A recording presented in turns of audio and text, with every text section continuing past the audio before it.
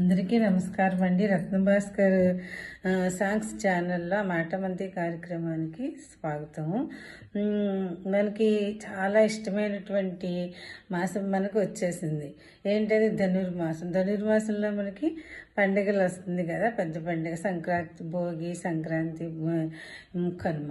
ఈ పండుగలు అంటే మనందరికీ చాలా ఇష్టం. ఎందుకంటే రైతులకి ధాన్యం వచ్చి సంతోషంగా ఉంటారు. పిల్లలందరూ కూడా సెలవులు ఇచ్చి ఊళ్ళకి వెళ్ళాలనుకుంటారు. ఆడవారికి అయితే చేతి నిండా పనివాళ్ళు పిండి వంటలు చేసి అందరికీ పంచిపెట్టడానికి చేస్తూ ఉంటారనమాట. ఆ తర్వాత ఇంకా ఆధ్యాత్మికంగా ఆలోచిస్తే కనుక ఈ మాసం అంతా చాలా పవిత్రమైనట్టు మాసం. లక్ష్మీనారాయణని మనం పూజించాలన్నమాట.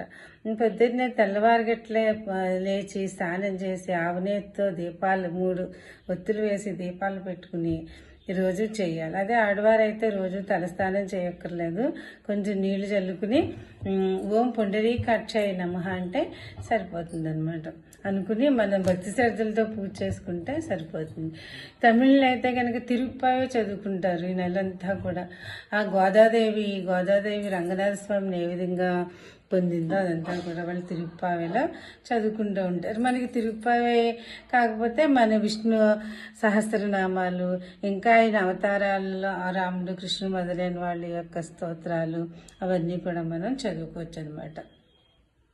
ఇంకా ఏంటంటే విష్ణాలయానికి రోజు కనుక మన ఇంట్లో పూజ చేసుకుని రోజు విష్ణాలయానికి వెళ్ళి విష్ణు అక్కడంతా కూడా శుభ్రం చేసి పూజ అయ్యాక పూజారి గారు ఇచ్చినటువంటి ప్రసాదాన్ని తిని వస్తే కనుక మనకి నెలంతా అలా చేస్తే మనకి చాలా పుణ్యం వస్తుంది. నెక్స్ట్ అకాల మృత్యుభయం ఉండదు.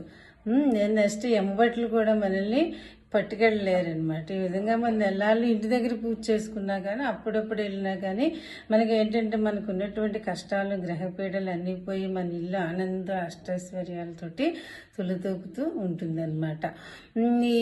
ఇప్పుడు ఈ పూజ జరిగేటప్పుడు మనకి కొన్ని మైలా అవి వచ్చినప్పుడు ఆ రోజులు మానేయచ్చు. అన్నాళ్ళు 11 రోజులు అలా ఉంటాయి, మానేయచ్చు. ఆడవాళ్ళు అయితే కనుక నెలసరి వచ్చినప్పుడు 5 రోజులు మానేసి 6వ రోజు నుంచి పూజ చేసుకోవచ్చు అనమాట. వీళ్ళు పూజ చేయలేనప్పుడు పిల్లల చేత దీపం, ఎవరి చేతనే దీపం పెట్టించవచ్చు.